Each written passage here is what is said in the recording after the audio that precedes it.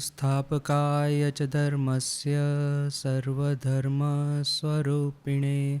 अवतारवरिष्ठाय रामकृष्णाय ते नमः। श्री श्री रामकृष्ण कथामृत 16 दिसंबर 1886।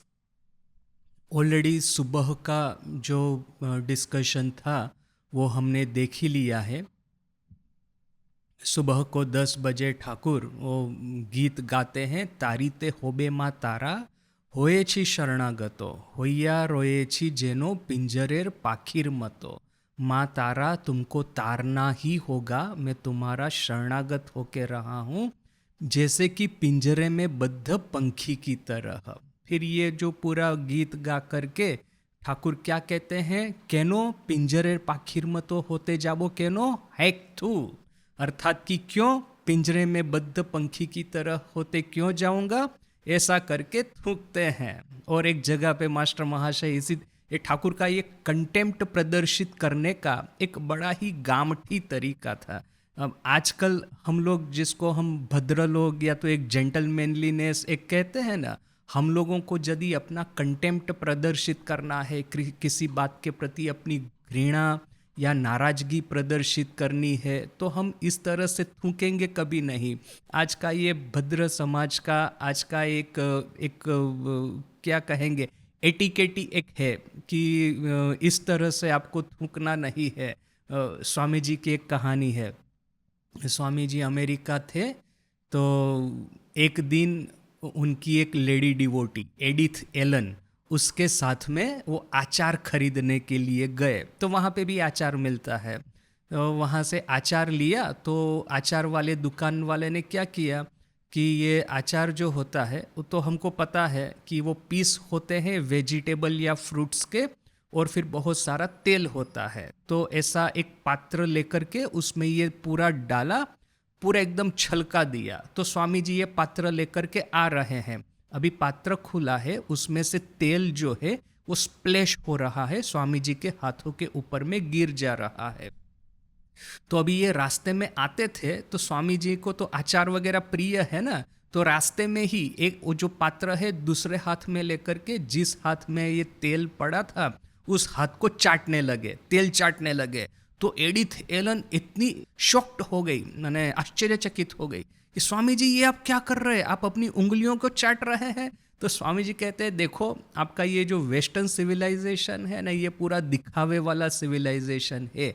मनुष्य का चरित्र कैसा हो कैसा नहीं हो, उसके अंतर का कौन सा भाव है, वह सब चिंता आप नहीं करते हैं, किंतु कोई अपनी उंगली चाटता है कि नहीं, यह सब चिंता आप बहुत करते रहते हैं। तो हमारा इंडियन सिविलाइजेशन है एसेंशियल के ऊपर में वो भार देता है, एसेंशियल को वो ग्रहण करता है, नहीं कि ये लोग देखते हैं कि ये उंगली चाट रहा है कि नहीं चाट रहा है पब्लिक में। तो देखिए कि यहाँ पे भी ये ठाकुर का कि हाथ थू करके थूकते हैं, ये कंटेम्प्ट प्रदर्शित करने के लिए, नाराजगी व घृणा प्रदर्शित करने के लिए। ये जो एक ग्राफिकल उनका यह था एक एक्सप्रेशन, इसका रीजन क्या है, जैसे कि अपने मन में एकदम फिट बैठ जाए।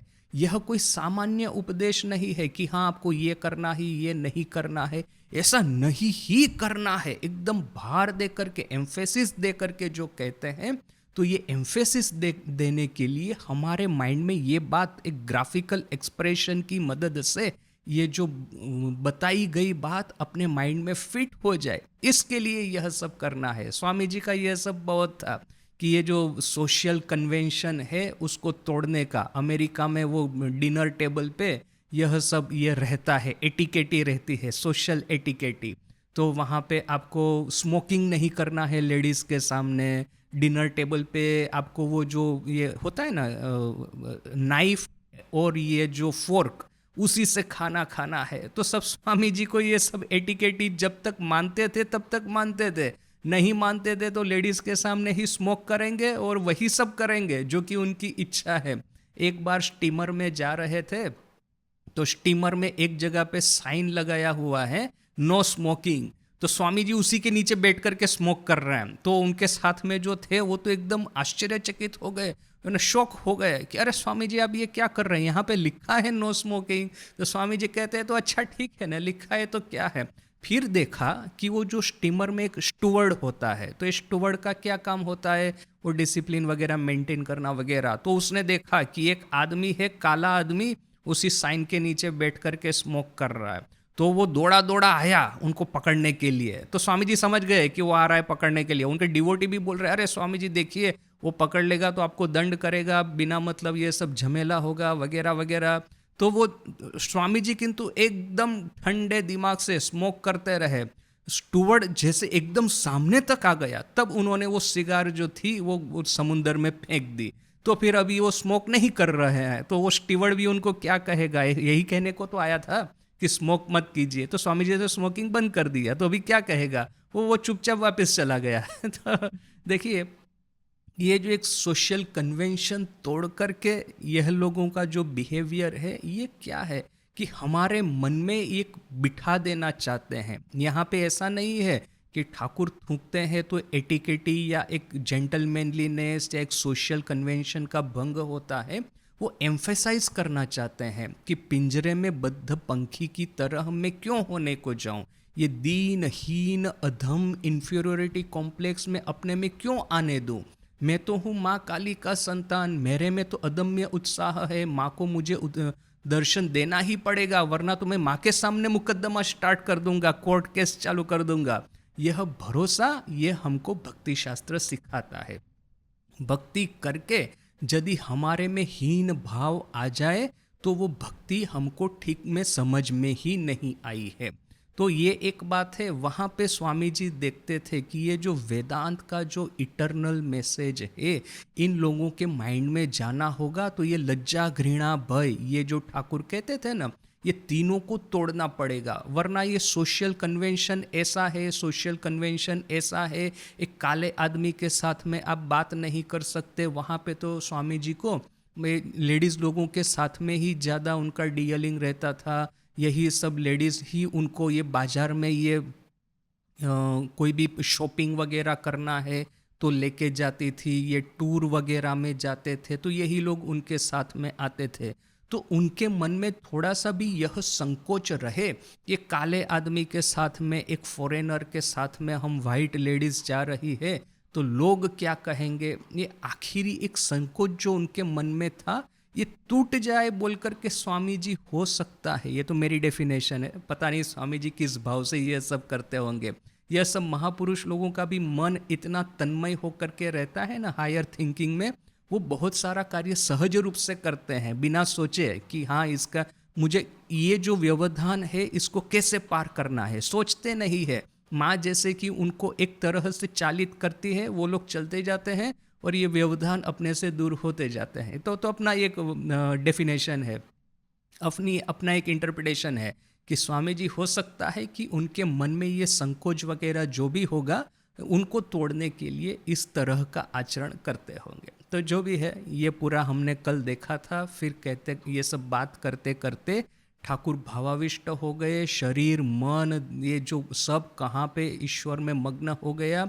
फिर क्या कहते हैं, माँ सीता की तरह कर दो, एक बार में सब भूल हो जाए, अपना देह जो इतना प्रिय है वो भी भूल हो जाए, सिर्फ राममय होकर के सीता रह रही थी। तो यहाँ पे व्याकुलता कहते हैं ठाकुर कि व्याकुलता है, मुमुक्षुत्व है, वही है अपने आध्यात्मिक जीवन का एकमात्र ड्राइवर, एकमात्र आप कहेंगे मोटिव पावर, एकमात्र वो बैटरी जिसके ऊपर में अपनी स्पिरिचुअल कार चलती है। तो ये ऑन वन हैंड जैसे हमने देखा कि बहुत ज़्यादा ज्ञान चर्चा करने से एक तरह की रुक्षता आ जाती है और इंटेलेक्चुअल लेवल पे ही रह जाता है, प्रैक्टिस में ज़्यादा कुछ होता नहीं है। ज्ञान भक्ति में आप बहुत ज़्यादा एक दूसरी डायरेक्शन में चले जाएंगे बिना सोचे समझे, तो वो सब आ जाएगा, हीन भावना आ जाएगी। तो ज्ञान और भक्ति का सार ले लेना है। ज्ञान का सार है त्याग, भक्ति का सार है ईश्वर के प्रति प्रेम, और इन दोनों को मिला करके ये गाड़ी तो तैयार हो गई, किंतु गाड़ी चलती है कैसे? तो व्याकुलता रूपी इंजन से ये ज्ञान और भक्ति की गाड़ी चलती है। यदि व्याकुलता नहीं है तो गाड़ी वहीं पे पड़ी रहेगी। थियोरेटिकली हमने एक्सेप्ट कर लिया है कि हाँ, ज्ञान मार्ग का सार है त्याग, हाँ भक्ति मार्ग का सार है प्रेम, किंतु त्याग और प्रेम बोलने से ही तो त्याग और प्रेम आने वाला नहीं है। मैं रोटी खा रहा हूँ ऐसा बोलने से तो मेरा पेट भर जाएगा नहीं। वो आटा बना करके रोटी को सेकना होगा, उसके ऊपर में घी लगाना होगा, तब तो कहीं जा करके उसको मैं खा पाऊंगा सब्जी के साथ में, तभी तो मेरा पेट भरेगा। तो ये आटा बनाने से लेकर के ये रोटी खाने तक की ये जो पूरी प्रक्रिया है, वो करने के लिए शक्ति जो प्रदान करता है वो है यह अपना व्याकुलता। रोटी बनाने की क्रिया मुझे पता चल गई, ये मुझे ज्ञान हो गया। तो ये ज्ञान मुझे कब हुआ? ये ऐसा है कि यहाँ से मुझे विशाखापट्टनम से कलकत्ता जाना है, बेलूर मठ अपनी कार में बैठ करके ड्राइव करके मुझे जाना है। तो मेरे पास में दो चीज़ होनी चाहिए, नॉलेज होना चाहिए, वेहिकल होना चाहिए, और फिर वेहिकल में ईंधन होना चाहिए। तो नॉलेज है और वेहिकल है, जैसे ये ज्ञान और भक्ति का सार क्या है, वो एक सिस्टम मेरे पास में रेडी हो गया है। मेरे माइंड में नॉलेज भी फिट हो गया कि ऐसे ऐसे करके जाना है, प्रेम रूपी वेहिकल भी फिट हो गया, किंतु जब तक ईंधन नहीं पड़ेगा तब तक ये गाड़ी एक स्टेप भी आगे नहीं जाएगी। तो आखिर में ठाकुर व्याकुलता के बारे में कहते हैं। तो इसके बाद का जो पूरा पैसेज है वो 4 बजे दोपहर को ये पूरा एक वेदांतिक डिस्कशन स्टार्ट होता है। काफ़ी माने ठाकुर का कथामृत का जो हार्ट है, माने ठाकुर की फिलोसॉफी का जो हार्ट है, वो पूरा यहाँ पे आ जाता है। देखिए मास्टर महाशय क्या लिखते हैं। बेला 4टा बाजिया छे, ये 16 दिसंबर 1883 को ही दोपहर को 4 बजे हैं। ठाकुर श्री रामकृष्ण भक्तों संगे शेई घोरे बोसिया आछेन। ठाकुर श्री रामकृष्ण भक्तों के साथ में उसी कमरे में, उसी घर में बैठे हुए हैं। चिर परिचित कमरा, जैसे मास्टर महाशय और एक जगह पे लिखते हैं। जोनाइयर मुखुज्जे बाबू एक जन आशिया छेन। जनाई बोल करके एक जगह है, वहाँ से एक मुखुज्जे बाबू, मुखर्जी बाबू वहाँ पे आए हैं। तिनी श्रीजुक्तो प्राण कृष्णेर ज्ञाति। श्रीजुक्तो प्राण कृष्ण मुखुज्जे वो एक ठाकुर के एक भक्त थे, उनके वो रिलेटिव थे। ताहार संगे एकटी शास्त्रज्ञ ब्राह्मण बंधु, उनके साथ में आए हैं एक शास्त्रज्ञ ब्राह्मण बंधु। मणि राखा लाटू हरीश जोगिन प्रभृति भक्तेराओ आछेन। मणि राखा लाटू हरीश योगिन वगैरह भक्त लोग भी उपस्थित है। जोगिन दक्षिणेश्वरेर सावर्ण चौधरी देर छेले। जोगिन है दक्षिणेश्वर के सावर्ण चौधरियों की नाती का एक लड़का। तिनी आजकाल प्राय प्रत्यह बैकाले ठाकुर के दर्शन करीते आशेन और रात्रे चलिया जाए। आजकल वह अर्थात कि योगिन ऑलमोस्ट एवरी डे, प्राय प्रत्यह ऑलमोस्ट एवरी डे शाम को ठाकुर को दर्शन करने के लिए आते हैं और रात को चले जाते हैं। जोगिन एखोनो विवाह कोरेन नाई। योगिन ने अभी तक विवाह नहीं किया है। वो विवाह की कहानी तो हमको पता ही है, कैसे उनकी माँ और पिताजी ने उनको जबरदस्ती विवाह करवा दिया था। योगिन महाराज शर्म के मारे ठाकुर के पास में आते नहीं थे, तो ठाकुर ने सोचा कि देखो सब तरह के उपाय अजमा लिए उसको बुलाने के। आखिर में ये लोगों का जो एक गर्व होता है ना, क्या लिखा है, सावर्ण चौधरी का लड़का है। सावर्ण चौधरी की नात जो है उस नात का वो लड़का है। तो क्या उन लोगों का एक गर्व रहता है। तो ठाकुर ने उस गर्व पे आघात करके कहा कि यहाँ से वो दो पैसा जो ले गया था रुपया, वो वापस तो दिया नहीं उसने, उसको कहो रुपया वापस दे जाए। तो जैसे ही ये मैसेज योगिन महाराज को मिला तो योगिन महाराज तो बड़े ही दुखित हो गए। सोचा कि मैं क्या इतना अधम हो गया हूँ कि मैं ठाकुर के रुपये लेकर के बैठा रहूँगा। ठाकुर ने आखिर में मेरे बारे में यही सोचा कि मैं चोर हूँ। ऐसा वो दुखित होकर के, थोड़ा सा ये क्रोधित होकर के ठाकुर के पास में आए। कहा कि ठाकुर ये लीजिए आपके रुपये, तो ठाकुर का आशय तो दूसरा था। ठाकुर का आशय तो इस बहाने बुला करके ब्रेन वॉश करने का था। तो फिर ठाकुर ने कहा कि रुपया बुपया रखो और मेरे साथ बात करो, ये तुमने शादी की है तो कौन सी बड़ी आपत्ति आ गई है, तुम चाहो तो मैं तुम्हारे मन में से काम भाव को संपूर्ण रूप से उसको विच्छेद कर सकता हूँ, तुम चाहो तो तुम्हारी पत्नी को यहाँ पे लेके आओ, मैं उसके मन में से भी, उसके मन को भी मैं ईश्वर की ओर अभिमुख कर दूंगा। इस तरह का अभय वचन जब ठाकुर ने दिया, तब फिर से योगिन ठाकुर के पास में फिर से नियमित रूप से आने लगे। उनकी पत्नी के बारे में आखिर में योगिन महाराज जब बीमार थे, उद्बोधन में थे, तो उस समय माँ ने क्या किया कि उनकी पत्नी को बुलाया उनकी सेवा करने के लिए, योगिन महाराज की। तो योगिन महाराज तो आजीवन उन्होंने तो कठोरता का पालन किया है, संन्यास धर्म का पालन किया है।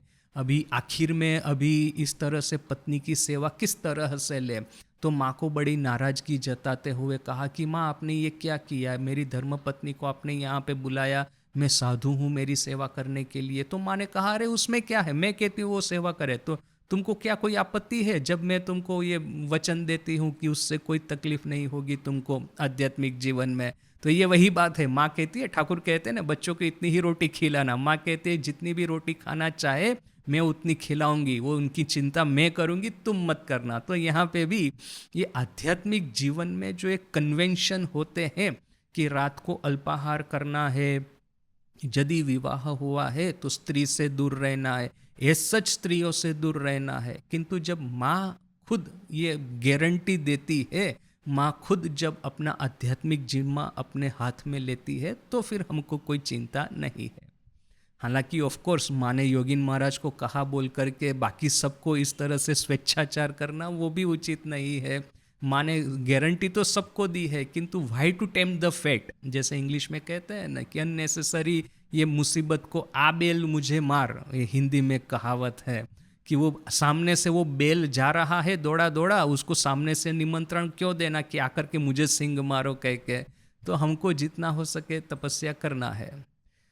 मुखुज्जे प्रणामानंतर, मुखुज्जे जो कि आए थे ठाकुर का दर्शन करने के लिए, प्रणाम करने के बाद में कहते हैं आपना के दर्शन करे बड़ो आनंद होलो, आपका दर्शन करके बड़ा आनंद हुआ। श्री रामकृष्ण ठाकुर क्या कहते हैं, तीनी शकोलेर भीतर ही आछेन, तीनी अर्थात कि ईश्वर सबके भीतर में ही है। शकोलेर भीतर शेई सोना, सबके भीतर में वही सोना अर्थात कि गोल्ड है। कोनो खाने बेशी प्रकाश, संसारे अनेक माटी चापा, कहाँ कहाँ पे प्रकाश ज्यादा है संसार में, वो इस सोने के ऊपर में मिट्टी ज्यादा लग गई है। देखिए ठाकुर का ये स्मॉल टॉक वगैरह का कॉन्सेप्ट ही नहीं है कि आपनी भालो आछन की ना, केमन आछे, मैंने आप अच्छे हैं कि नहीं है, आपके परिवारजन कैसे हैं, वो कैसा है, ये कैसा है, आप क्या कर रहे हैं, वो कुछ नहीं, सीधा आध्यात्मिक बात चालू कर देते हैं। जैसे ही उसने कहा कि आपका दर्शन करके बड़ा आनंद हुआ, ठाकुर क्या कहते हैं कि पहले तो यह कि इसको झूठ मूठ की प्रशंसा उसको मतलब ठाकुर को लग न जाए, इसलिए कहते हैं कि ईश्वर तो सबके भीतर में है। यदि आप दीवार का भी दर्शन करेंगे, गाय का भी दर्शन करेंगे, पेड़ का भी दर्शन करेंगे, तो भी आपको उतना ही आनंद आना चाहिए जितना आनंद ठाकुर के दर्शन से आता है, क्योंकि ईश्वर तो सभी के भीतर में वर्तमान है। बृहदारण्यक उपनिषद में जैसे कि है, पति पत्नी को प्रेम इसलिए करता है क्योंकि पत्नी के भीतर में वो ब्रह्मन का दर्शन करता है। पत्नी भी पति को इसीलिए प्रेम करती है क्योंकि पति के भीतर में वो ब्रह्मन का दर्शन करती है। कोई भी व्यक्ति को, कोई भी चीज को हम प्रेम इसीलिए करते हैं, उसके प्रति आकर्षण इसीलिए है क्योंकि उसके भीतर में ये ब्रह्म शक्ति या तो फिर ईश्वरीय शक्ति का प्रकाश हमको दिखता है। बस वही बात है, ठाकुर कहते हैं कि किसी किसी के भीतर में, और ये तो पहले कहते हैं कि सबके भीतर में वो है, सबके भीतर में वही गोल्ड है, सोना है। बस वही बात है कि शक्ति का तारतम्य है, शक्ति का जो मैनिफेस्टेशन है वो डिफरेंट है। तो देखिए वो वहाँ पे भी ब्रह्म भक्तों ने कहा था ना कि वो पौहारी बाबा का दर्शन किया, देखा कि उनके वहाँ पे दीवार पे आपका फोटो टंगा है, तो साथ साथ में ही ठाकुर ये प्रशंसा वो ग्रहण नहीं करते थे, इसलिए साथ साथ में उन्होंने कह दिया खोल्टा, अर्थात कि यह जो बाह्य आवरण है, बालिश अर्थात कि ये जो तकिया होता है, तकिए पे हम लोग एक कवर चढ़ा करके रखते हैं वो कपड़े का, जिससे कि तकिया है या तो पिलो जो है वो खराब ना हो जाए। बीच बीच में हम कवर निकाल करके उसको धो देंगे, फिर से वो तकिए के ऊपर में लगा देंगे, पिलो के ऊपर में लगा देंगे। तो तकिया है असली चीज़, ये पिलो जो है वो असली है। इसका कवर तो आप कभी भी चेंज कर सकते हैं, कभी भी उसको पुराना फेंक करके नया ला सकते हैं, बीच बीच में उसको धोना भी पड़ता है। तो यहाँ पे ठाकुर कहते हैं खोल्टा, अर्थात कि ये जो बाह्य आवरण है, ये पिलो के ऊपर का ये जो कवर है, आत्मन रूपी पिलो के ऊपर का ये कवर है, उसका फोटो रखा है। तो माने इस तरह से ठाकुर क्या है, प्रशंसा से अपने को डिसोसिएट कर देते हैं। तो वो एक बात है। दूसरा कि ठाकुर जैसे विद्यासागर को कहते हैं तुमको देखने के लिए क्यों आए हैं, तुम्हारे सर पे क्या दो सिंग निकल आए हैं क्या? तो क्या है कि शक्ति का तारतम्य होता है। ठाकुर स्वयं इस तरह से लोगों को देखने के लिए जाते थे। वही फेमस कहानी हमने एक दो बार कही थी, देखी थी कि वो दीन मुखुज्जे बोल करके एक भक्त था, ठाकुर ने कहीं से सुन लिया उसका नाम। तो ठाकुर तो उस समय सबको सामने से मिलने के लिए जाते थे, तो ये मथुर बाबू को कह दिया। तो मथुर बाबू थोड़ा सा घमंडी, कहाँ वो छोटे आदमी के घर जाएगा, किंतु ठाकुर जिद करके बैठे हैं तो जाना पड़ा। अभी दीन मुखुज्जे के वहाँ पे गए, देखा कि उसके घर में प्रसंग चल रहा है, उसके लड़के की जनेऊ न कि ऐसा कुछ चल रहा था, उपनयन का प्रसंग था। छोटा घर, वैसे ही सब निमंत्रित लोग आए हुए हैं, उसमें से मस्त बड़ी गाड़ी करके, सुंदर गाड़ी करके एक बड़ा आदमी आया है मेहमान होकर के। तो उसको कहाँ पे बिठाए, क्या करे, वो तो बेचारा वो साधक आदमी है, समझ ही नहीं पा रहा है। फिर ये लोग ठाकुर और मथुर बाबू एक कमरे में जा रहे हैं, वो सोचा कि वहाँ पे जाकर के बैठते हैं, थोड़ा वेट करते हैं। तो वो चिल्ला उठा, अरे उस कमरे में मत जाइए, वहाँ पे लेडीज लोग बैठे हैं। मथुर बाबू बड़े ही रिटर्न टाइम वो ठाकुर को कहते हैं, बाबा एक खुनार तुम्हार कथा सुनवो ना, बाबा अभी मैं तुम्हारी बात सुनूंगा नहीं और कहीं जाऊंगा नहीं इस तरह से आप जिद करने से। तो ठाकुर हंसने लगे थे।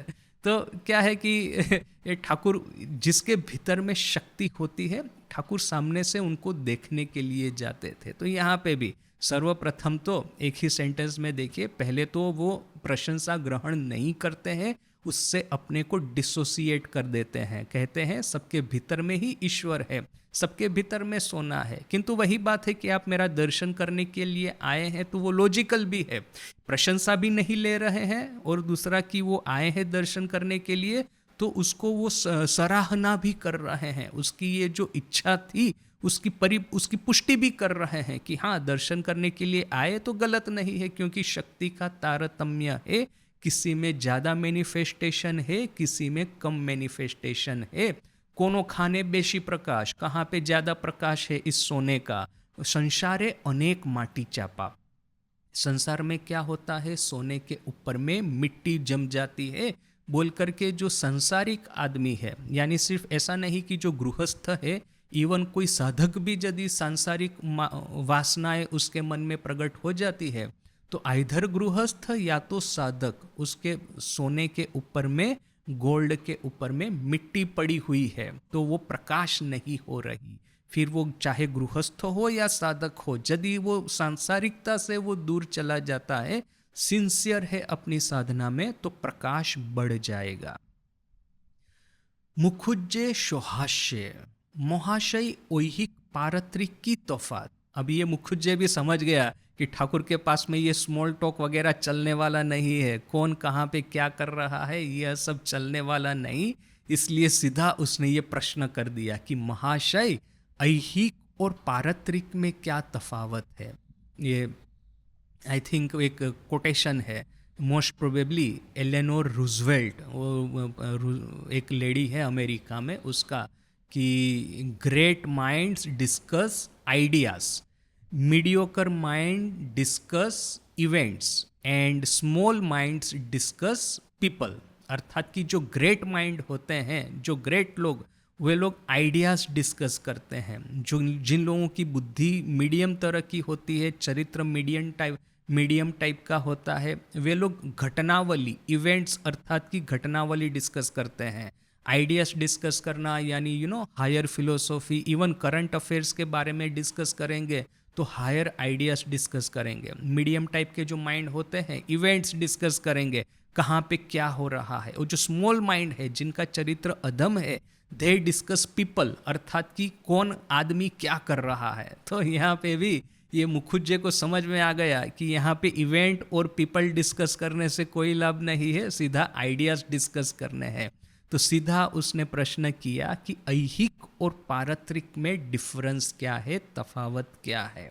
श्री रामकृष्ण, साधनेर समय नेति नेति करे त्याग करते होय, ताके लाभेर पर बुझा जाए तीनी सब होए छेन। साधन के समय नेति नेति करके त्याग करना होता है, ताके अर्थात कि ईश्वर या तो आत्मन या तो Brahman, whichever our belief goes, whichever way our belief goes, कि उनको लाभ करने के बाद में समझ में आता है कि वही सब कुछ हुए हैं, ईश्वर, आत्मन या ब्रह्मन ही सब कुछ हुए हैं। देखिए यहाँ पे मुखुज्जे का प्रश्न क्या है, ऐहिक और पारत्रिक अर्थात कि संसार और संसार से परे जो उच्च आध्यात्मिक जगत है उसमें फर्क क्या है। तो ठाकुर इस तरह से उत्तर नहीं देते कि इन दोनों के बीच में फर्क क्या है। ठाकुर कहते हैं फर्क कुछ नहीं है, वही सब कुछ हुए हैं।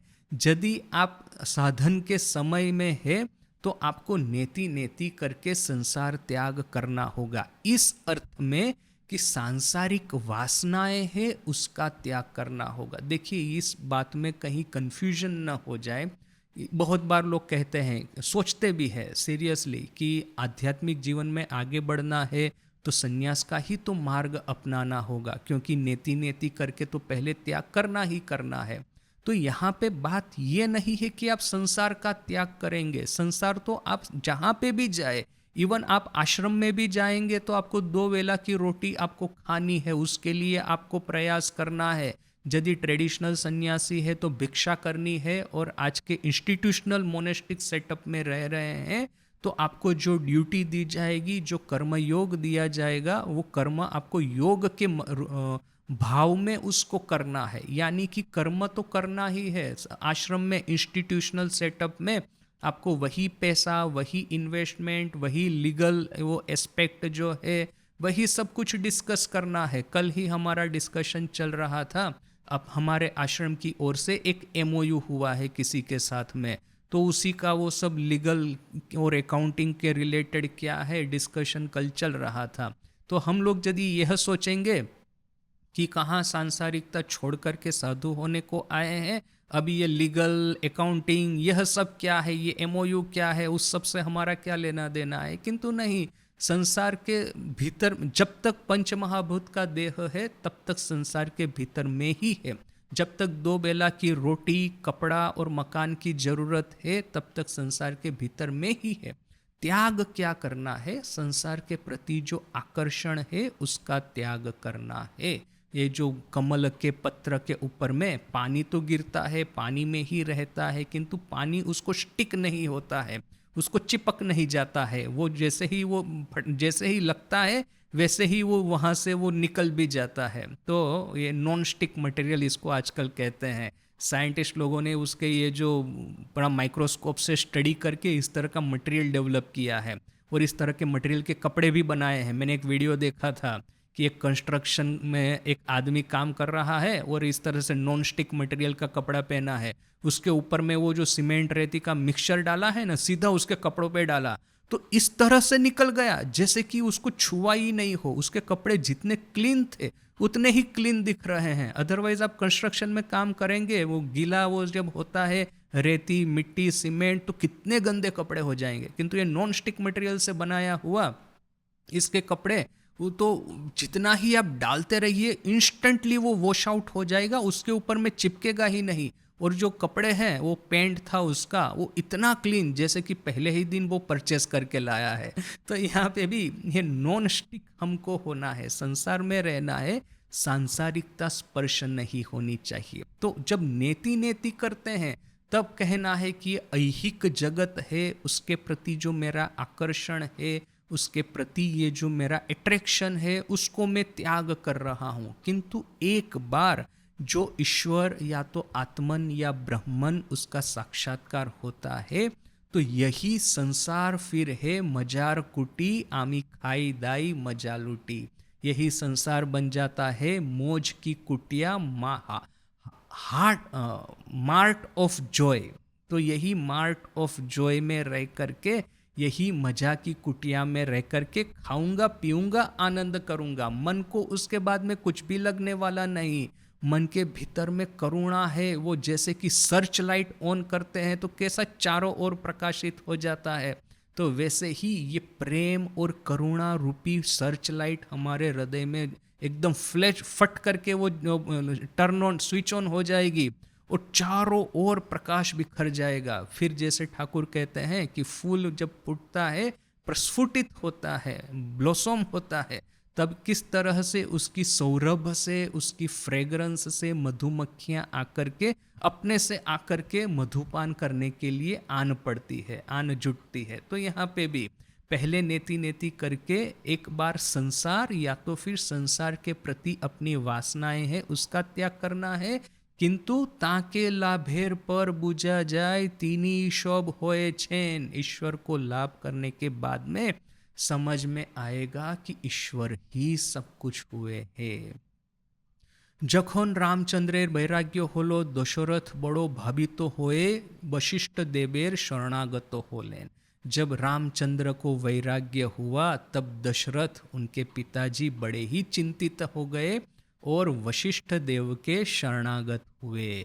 जाते राम संसार त्याग ना करें। वशिष्ठ देव को जाकर के प्रार्थना की कि कैसे भी करके मेरे बच्चे को बचा लीजिए जिससे कि वह संसार त्याग न करे। বশিষ্ঠ রামচন্দ্রের কাছে গিয়ে দেখেন তিনি বিমনা হয়ে বসে আছেন, अंतरे तीव्र वैराग्य। वशिष्ठ ने रामचंद्र के पास में जाके देखा कि वह मायूस होकर के बैठे हैं, भीतर में है तीव्र वैराग्य। मायूस या तो फिर अनमना होकर के यानी कि उदासीन होकर के, सांसारिक चीजों के प्रति उदासीन होकर के बैठे हैं, भीतर में है तीव्र वैराग्य। वशिष्ठ बोलें, वशिष्ठ ने कहा राम तुम्हें संसार त्याग करबे क्यों? राम तुम संसार त्याग करोगे क्यों? संसार की तीनी छाड़ा। संसार क्या उनको छोड़ करके है? उनके अलावा क्या संसार है? ईश्वर आत्मन या ब्रह्मन के अलावा संसार है क्या? आमार संगे विचार करो, मेरे साथ में विचार करो। ये विचार अर्थात कि ये अपना एक जनरल सेंस में विचार नहीं, वेदांत विचार। तो मेरे साथ में विचार करो। राम देखी लेन तो सचमुच में भगवान राम ने देखा संसार সেই परब्रह्म থেকেই হয়েছে, ताई चुप करे रोइलेन। संसार वही परब्रह्म के भीतर में से ही प्रकट हुआ है और इसीलिए चुप करके रहे। देखिए ठाकुर एक बड़ा सुंदर उदाहरण बात करते हैं। ठाकुर क्या कहते हैं कि तीन तरह के भक्त हैं, उत्तम, मध्यम और अधम। ये अधम भक्त है वो कहता है कि ईश्वर जो है वहाँ कहाँ दूर में बादलों में स्वर्ग में बैठे हुए हैं, अर्थात कि जिनके साथ में हमारा ऐसा कोई संपर्क ही नहीं है। उनको रिझाना होगा, उनको संतुष्ट करना होगा तो सेक्रीफाइस देना होगा। ये विधि विधान, पूजा, होम, यज्ञ, जाप, जप, यह सब करना होगा। तब कहीं यदि ईश्वर हमारे पे प्रसन्न होंगे तो थोड़ा बहुत आशीर्वाद रूपी भिक्षा हमारे रास्ते में फेंक देंगे। तो वो है अधम भक्त की निशानी। मध्यम भक्त है वो सोचता है कि ईश्वर कहीं दूर में स्वर्ग में बादलों के ऊपर में नहीं रह रहे हैं, किंतु ये संसार में जो कुछ भी है उन सबके भीतर में प्राण शक्ति के रूप में विराजमान है। अर्थात कि यह जो चैतन्य शक्ति है सबके भीतर में वो चैतन्य रूपी अंश होकर के वो ईश्वर वहाँ पे रह रहे हैं। ये क्लासिक पुरुष प्रकृति वाला कॉन्सेप्ट कि पुरुष भी है प्रकृति भी है, ये दो मिलकर के संसार बनाते हैं। तो जड़ जो कुछ भी है प्रकृति और चेतन जो कुछ भी है पुरुष, इन दोनों के समन्वय से बनता है संसार। तो किंतु ठाकुर कहते हैं ये मध्यम भक्त की बात है। उत्तम भक्त क्या देखता है? उत्तम भक्त देखता है तीनी सब कुछ होए रहे छेन, जीव जगत, पशु पक्षी, जीव जंतु, स्टार्स, गैलेक्सी, प्लेनेट, मून, जो कुछ भी आप देख रहे हो, ये पर्वत, पहाड़, समुंदर, नदी, जो कुछ भी देख रहे हो, ये मनुष्य, नर नारी, जो कुछ भी है, सब कुछ ईश्वर ही है। ईश्वर के अलावा और कुछ है ही नहीं। उसकी सुंदर उपमा कि ईश्वर के ऊपर में ये नाम रूप का आवरण मात्र है। जैसे कि समुंदर और समुंदर की लहर, समुंदर की लहर ऐसा नहीं है जैसे ये पुरुष और प्रकृति का कॉम्बिनेशन, ये मध्यम भक्त की जो ठाकुर ने बात कही कि जड़ और चेतन का कॉम्बिनेशन करके यदि होता है ये जगत, तो चेतन के रूप में, चैतन्य के अंश के रूप में ईश्वर है। तो यह उपमा यदि देनी है तो समुंदर एक चीज से बना है और उसकी ये जो वेव्स है वो कोई अलग चीज से बनी है। समुंदर यदि बना है H2O से, तो हो सकता है कि उसकी वेव्स बनी है सल्फर न कि इसी तरह के किसी दूसरे केमिकल की। यानी कि दोनों के बीच में काफ़ी डिस्टेंस है, भले ही चाहे साथ साथ में वे लोग रहते हो। किंतु यहाँ पे जो उत्तम भक्त की बात है, H2O अर्थात कि पानी का ही ये समुंदर बना है और पानी का ही ये लहर बनी है, पानी से ही सब कुछ बना है, वही पानी ही है। बस वही है कि नाम रूप का, नेम एंड फॉर्म का एक आवरण, एक जो वेव्स है, लहरें हैं, तरंगे हैं, उसके ऊपर में बस एक नाम रूप का आवरण लगा हुआ है। जैसे ही नाम रूप रूपी आवरण चला जाएगा, वैसे ही भीतर में वही ब्रह्म तत्व है हमको स्पष्ट रूप से दिखाई देगा।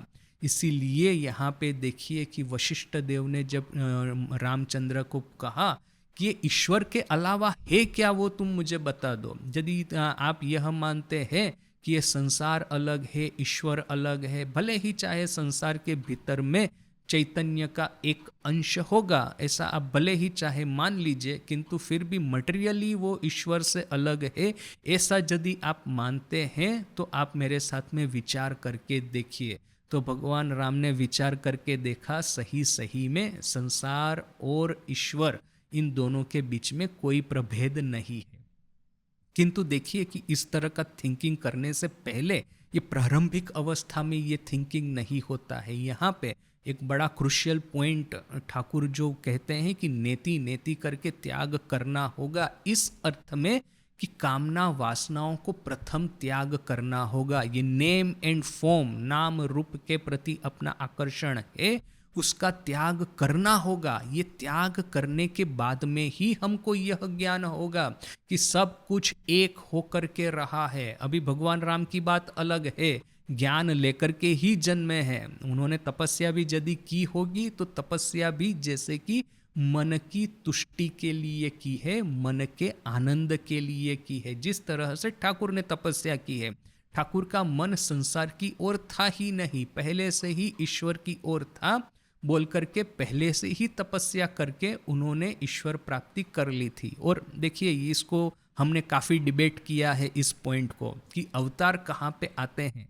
एक और तो है ईश्वर जो कि नित्य मुक्त है, दूसरा है मनुष्य, वो ज़्यादातर तो बंधन में ही रहता है। अवतार इस स्पेक्ट्रम में कहाँ पे आते हैं? अवतार यदि नित्य मुक्त होते तो अवतार की लीला जो है, अवतार की साधना है, उससे हमको सीखने को कुछ नहीं मिलता। शरद महाराज हम लीला प्रसंग में ये विस्तार से डिस्कस किए थे और हमने देखा भी था। अवतार के भीतर में सांसारिक आकर्षण रूपी, तमस रजस रूपी एक अंश होना चाहिए, तभी तो उनकी साधना का कोई तात्पर्य है। यदि लोगों को दिखाने के लिए सिर्फ साधना करते तो ये भी हमने देखा कि सिर्फ लोक देखानो, बांग्लाते जेमन बोले, लोगों को दिखाना, माने इसीलिए ये लोग सब कुछ नहीं करते हैं। उनको ये सिंसियरली बिलीव करना होगा। जैसे वो भगवान दास बाबा जी को ठाकुर ने कहा, यदि ये बाबा जी कहते हैं कि मैं अभी वृद्ध होने के बावजूद मैं ये माला जप कर रहा हूँ जिससे कि लोग सीखे, तो इमीडिएटली ठाकुर ने कह दिया कि यह क्या है, कि तुम कौन होते हो सिखाने वाले। बार बार ये कहते रहते हो कि मैं ये करता हूँ, मैं उस साधु को दंड विधान करता हूँ, मैं ये माला जप कर रहा हूँ, मैं लोक शिक्षा दे रहा हूँ। ये मैं क्या लगा के रखा है, इतना सीनियर, इतना स्पिरिचुअल होने के बावजूद। तो देखिए कि इन लोगों का सिर्फ लोग दिखाने के लिए नहीं करते थे, सिंसियरली जिन्युइनली करते थे। अदरवाइज हम इन लोगों के ऊपर में विश्वास नहीं करेंगे। मनुष्य के मन में ना ये कपट समझने का एक मीटर होता है, एक डिटेक्टर होता है, ये चालाकी डिटेक्ट करने का। अब कोई भी मनुष्य हो, सिर्फ कोई एक माने आध्यात्मिक जरूरत नहीं है, किसी भी मनुष्य के भीतर में चालाकी या कपट डिटेक्ट करने की क्षमता होती है। वे लोग जैसे ही देखेंगे आप चालाकी करके यह सब बातें कर रहे हैं, कपटता पूर्वक यह सब बातें कर रहे हैं, गोल घुमा करके यह सब बातें कर रहे हैं, तो ये लोग फटाक करके समझ लेते हैं कि हाँ मेरे साथ में कुछ ना कुछ ये लोग चतुराई कर रहे हैं। और फिर एक बार इनसिंसियरिटी उनको दिखेगी, फिर वे लोग आपको स्वीकार करेंगे ही नहीं। भले ही चाहे लिप सर्विस देते रहे, मुंह से कहते रहे कि आप बहुत अच्छे हैं, बहुत अच्छा, आपके ऊपर बड़ी श्रद्धा है मेरी, किंतु जेन्युइनली वे लोग इन लोगों की त्याग, तपस्या, साधना से प्रेरित होकर के अपना लाइफ ट्रांसफॉर्म नहीं करेंगे। किसी भी लीडर का यह एक मेजरमेंट है। लोग उनको सिर्फ मुंह से स्वीकार करते हैं, बातों बातों में स्वीकार करते हैं कि उनके कहे अनुसार अपने लाइफ को ट्रांसफॉर्म करते हैं। तो ये ठाकुर को तो लाइफ ट्रांसफॉर्म करनी है बोल करके उनको तो साधना इसीलिए करनी थी क्योंकि साधना की आवश्यकता थी। आवश्यकता नहीं हो करके सिर्फ लोग दिखाने के लिए साधना करते तो हम लोग आज अपना जीवन इतना परिवर्तित उनके कहे करने, उनके कहनी पे, कथनी पे और उनके जीवन पे हम लोग अपना लाइफ ट्रांसफॉर्म नहीं करते। तो यहाँ पे भगवान राम उस समय की बात है जबकि जो कुछ साधनाएं वगैरह है वो समाप्त होकर के एक ज्ञान हो ही चुका था।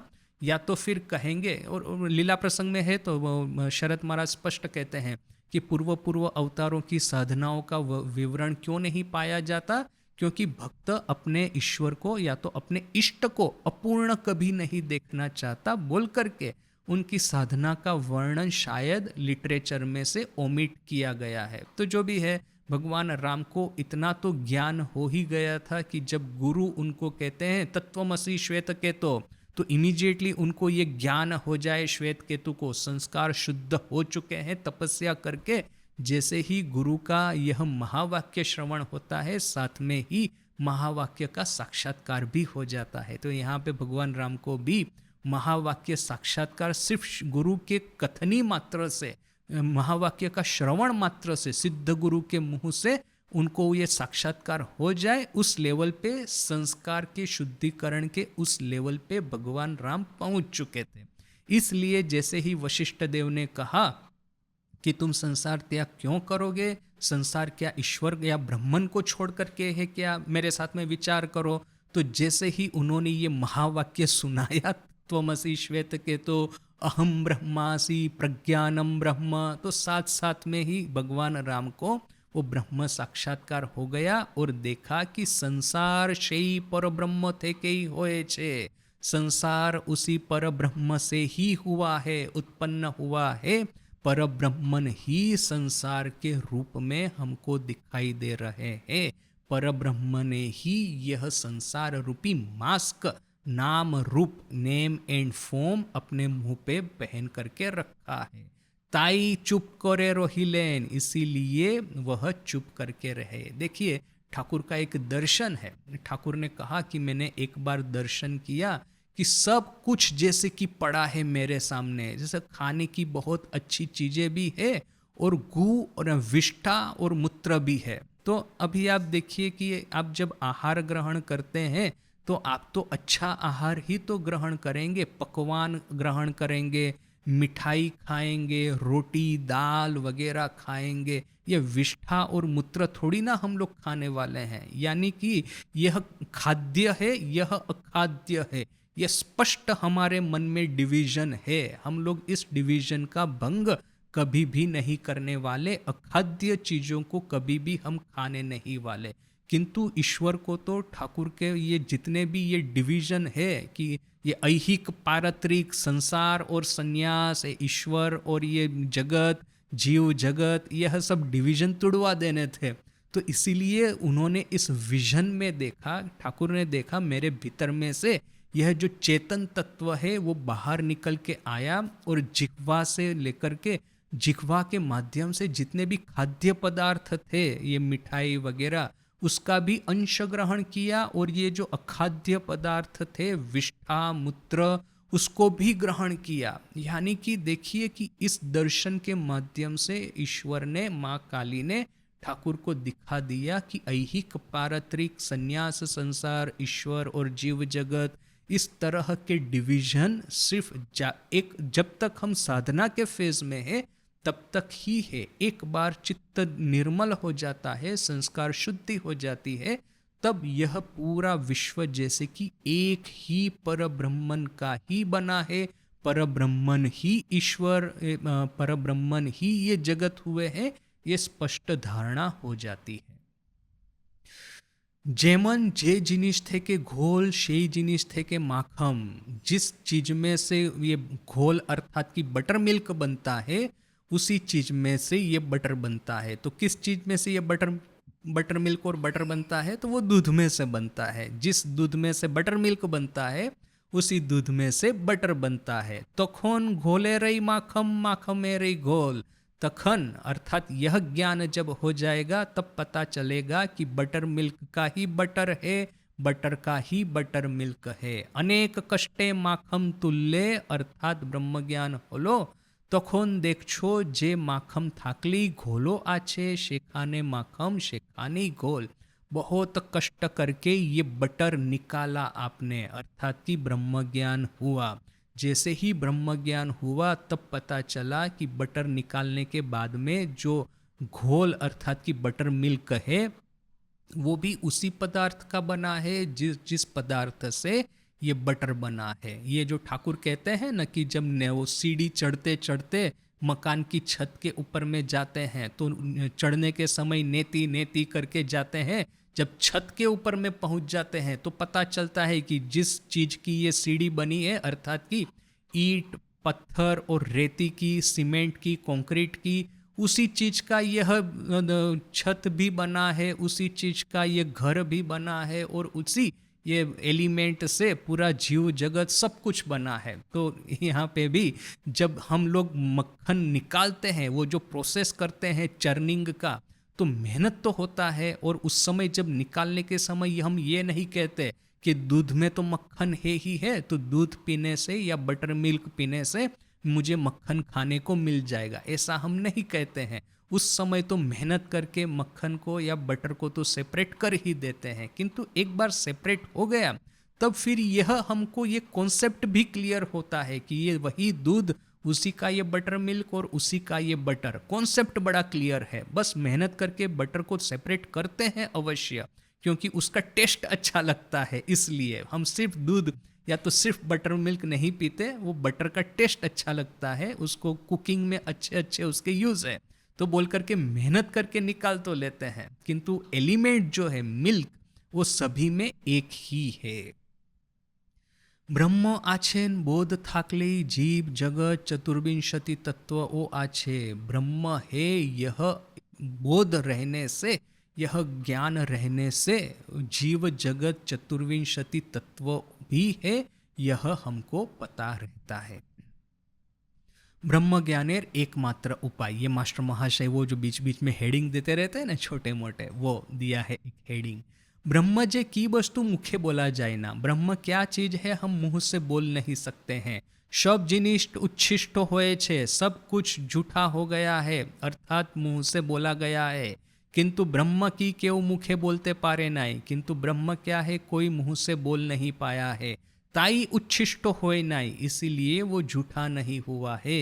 एक कथाटी विद्यासागर के बोले छिलाम, विद्यासागर सुने भारी खुशी। यह बात मैंने विद्यासागर को कही थी, विद्यासागर सुनकर के बड़े खुश हो गए थे। और बात भी सही है, जो चीज मन वचन और वाणी के परे है, मन बुद्धि चित्त अहंकार के परे है, उस चीज को, उस कॉन्सेप्ट, उस आइडिया को आप मन बुद्धि चित्त अहंकार के द्वारा, वाणी के द्वारा, वचन के द्वारा किस तरह से एक्सप्रेस कर सकते हैं, वो तो संभव ही नहीं है।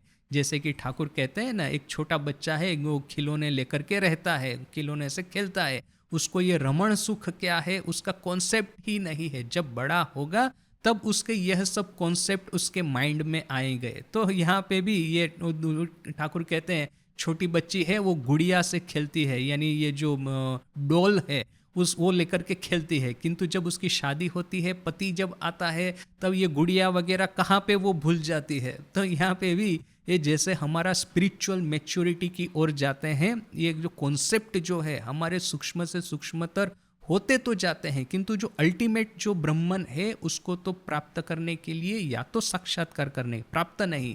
देखिए ये वाणी का भी तो ये सब लिमिटेशन है ना, मैं ही तो ब्रह्मन हूँ, मुझे साक्षात्कार करना है, नहीं कि बाहर से लेकर के वो अधम भक्त की तरह कि भगवान कहाँ वो बादल में ना स्वर्ग में विराज कर रहे हैं तो निमंत्रण देकर के घर में बुलाना है, ऐसा नहीं, भीतर में ही है, सिर्फ साक्षात्कार ही करना है। तो किंतु यह जो है कि स्पिरिचुअल मैच्योरिटी की एक सीमा तक जब हम आ जाएंगे, फिर वो लीप ऑफ फेथ लेना होगा अंधेरे में। वो ठाकुर कहते हैं ना, साधु कौन हो सकता है, अर्थात कि यह साधन रूपी जगत में प्रवेश करने का अधिकारित्व किसका है।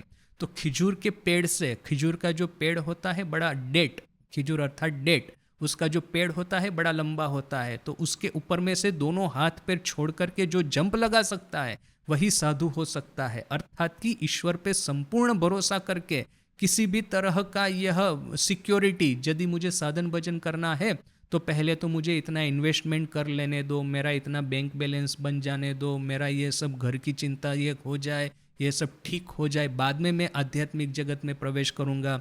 इस तरह के विचार वाला आदमी कभी साधु हो ही नहीं सकता, साधु या साधक।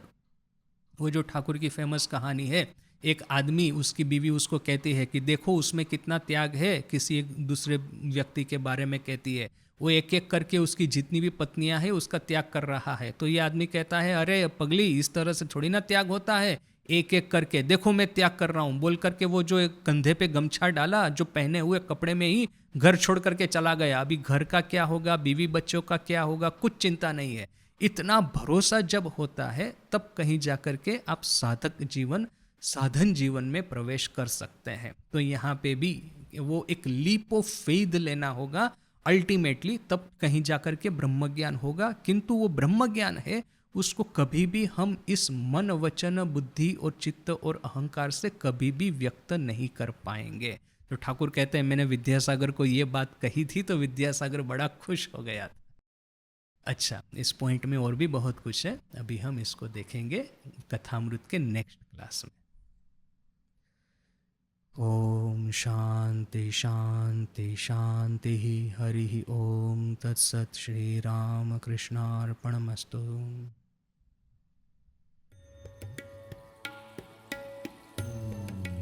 किंतु एक बात है कि जैसे स्वामी जी स्वयं कहते हैं ना कि उपनिषद का जो कोर कॉन्सेप्ट कि अभी ही अभय, आत्मश्रद्धा, ये नचिकेता की वर्ल्ड फेमस कहानी कि आत्मश्रद्धा नहीं होने से वो बच्चा कहाँ यम के पास जाकर के वो वाद विवाद प्रारंभ कर देगा। So that was there. Thakur के मैसेज का अभिनवत्व है, नो डाउट, कि वो जो पूरी आध्यात्मिक 10,000 साल में जो इवोल्यूशन हुआ है वो बिखरा पड़ा था पूरा, मैंने शाखा प्रशाखाओं में, संप्रदायों में, स्कूल्स में, डिबेट में, वो सब बिखरा पड़ा था। ये इनके ये फॉलोवर है ये मानते हैं, इनके फॉलोवर ये मानते हैं। तो ठाकुर ने जितनी भी हजारों संप्रदाय थे उन सभी में से ये सार निकाल करके एक हमको एक फाइनल एक डेफिनेशन दे दी कि आज का आधुनिक मनुष्य में वो शक्ति नहीं है।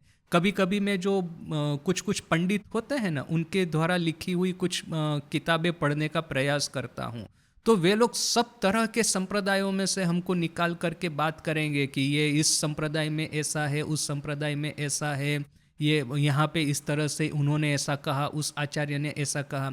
अभी हम लोगों के साथ में प्रॉब्लम क्या है कि हमारा एजुकेशन बिल्कुल डिफरेंट टाइप का है। ये वेस्टर्न सब्जेक्ट में अपना एजुकेशन हुआ है, मैथमेटिक्स, साइंस, ये सब लेकर के, अकाउंटिंग लेकर के हम लोग पढ़ करके यहाँ पे आए।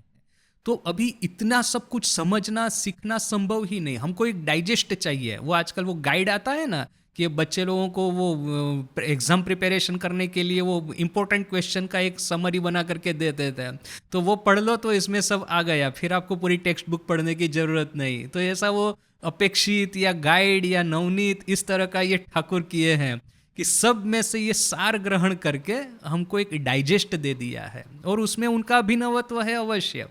किंतु यह बात है कि ये मैसेज बहुत सारे ऊपर में आ ही गए हैं, तो दैट इज दैट।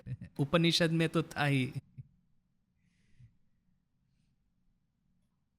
जड़ देह वैसे का वैसा है दोनों में, यानी कि प्रकृति तो है ही है, पंच महाभूत, पंच ज्ञानेंद्रिय, कर्मेंद्रिय, और इसलिए जो ऑर्गन डोनेशन डेथ के बाद में भी होता है कि आँखों को आप डोनेट कर सकते हैं, हार्ट को डोनेट कर सकते हैं।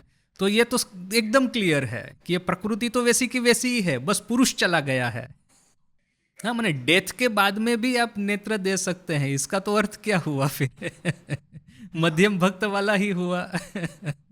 यहाँ पे जस्ट एक बात मैं इंसर्ट करना चाहूँगा कि आप जो कहते हैं ना, इसके पीछे में ना कुछ कुछ एक फेक न्यूज़ भी बड़े कारणभूत है। बहुत पहले मैंने एक एक्सपेरिमेंट के बारे में पढ़ा था, बाद में मुझे समझ में आया कि ये सब एक्सपेरिमेंट फेक है, किंतु उस समय मैंने उसको बड़ा सीरियसली एक ले लिया था कि अच्छा ऐसा भी होता है। कहीं पे मैंने पढ़ा कि एक एक्सपेरिमेंट किया गया कि हमारे भीतर में कोई आत्मन या घोस्ट है कि नहीं, ये टेस्ट करने के लिए।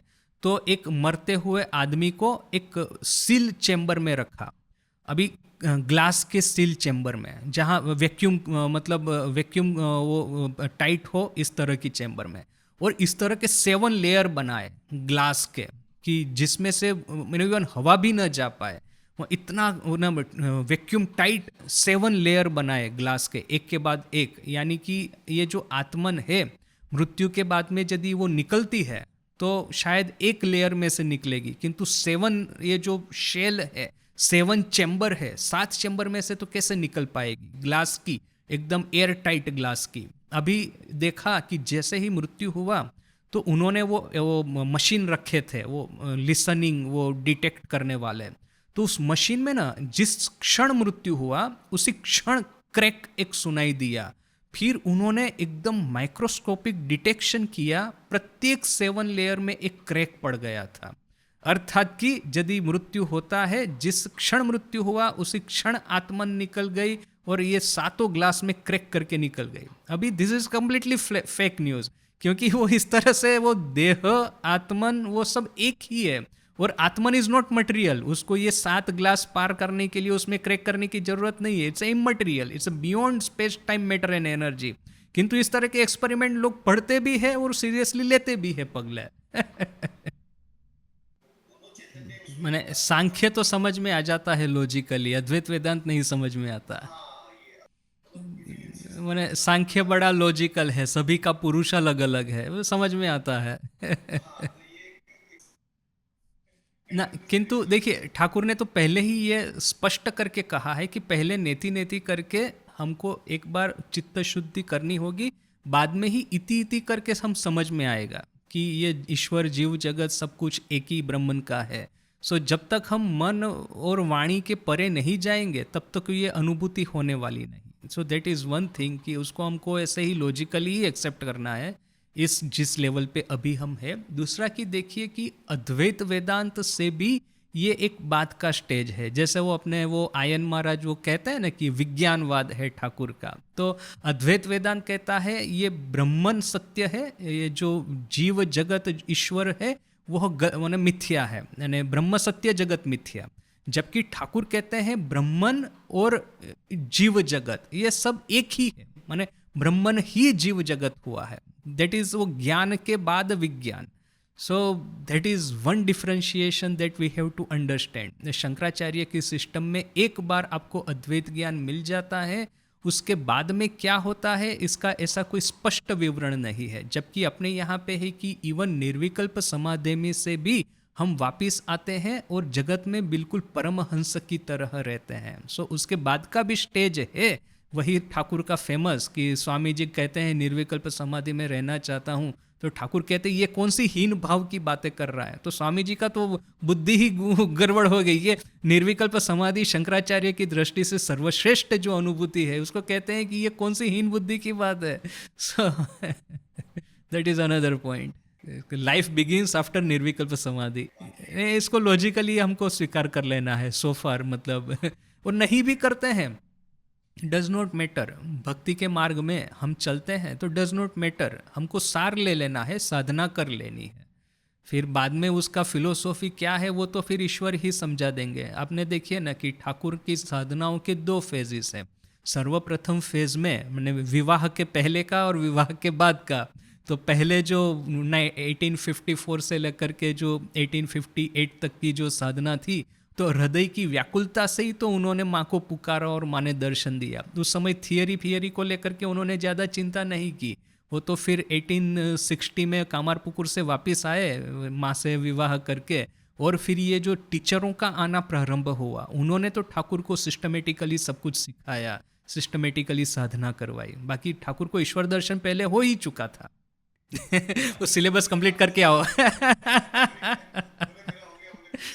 माँ ने कहा ना, किसी ने कहा कि सर्वधर्म समन्वय ठाकुर शिक्षा देने के लिए, वही केदार बाबू कोआलपाड़ा के। माँ कहती है नहीं, वो त्याग की शिक्षा, और साथ साथ में ही सर्व रास्तों से जितने भी पथ है, सभी पथ से ईश्वर का आस्वादन करने के लिए, ईश्वर के भाव का आस्वादन करना, ये ठाकुर का एक मुख्य, एक उनका यह था, एक मोटिव पावर था उनकी लाइफ का। इवन क्रिश्चियनिटी, इस्लाम, उस रास्ते से कैसे ईश्वर प्राप्त होते हैं, कैसे ईश्वर का दर्शन होता है। ठाकुर वैसे प्रैक्टिकल भी बहुत थे। वो गिरजाघर, वो उसमें ठाकुर ने कहा, माँ को कहते हैं कि माँ, गिरजाघर में वो किस तरह से ईश्वर को पुकारते हैं वो दिखाना एक बार। कि वो प्रैक्टिकल भी थे ना, वो टाका माटी टाका करके फेंक तो दिया, किंतु फिर लगा कि ये लक्ष्मी यदि नाराज हो जाएगी तो खेट यदि बंद करे दे, ये जो सैलरी फैलरी है बंद कर देगी तो क्या होगा। माँ को कहते हैं हृदय में रहो। तो यहाँ पे भी गिरजाघर में जाना, फिर ठाकुर साथ साथ में ही कहते हैं, किंतु वहाँ तो हिंदू समाज में वो जो था ना सब, कि नात जात और ये वो सब, तो मैं यदि गिरजाघर में जाऊंगा तो फिर काली मंदिर में ये लोग फिर से घुसने नहीं देंगे, तो ऐसा एक काम करना, तुम मुझे बाहर से ही दर्शन करवा देना। माने माँ से भी कितनी अपेक्षा रखनी वो भी पता है।